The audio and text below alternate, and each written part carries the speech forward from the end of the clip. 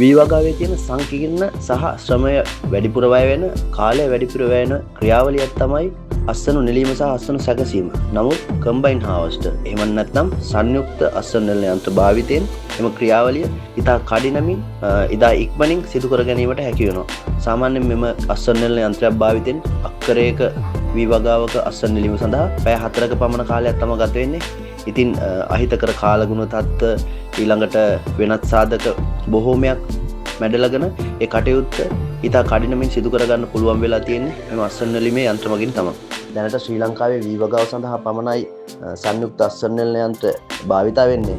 නමුත් අපේ වගා කරන වෙනත් භෝග සඳහා කෘෂි යාන්ත්‍රීකරණය එකතු වුණා නම් එම ක්‍රියාවලිය ඉතා කඩිනමින් පහසුවෙන් අස්වනු හානි නොවන මට්ටමින් සිදු කර ගැනීමට ගොවි මහත්තුරුන්ට හැකි වෙනවා.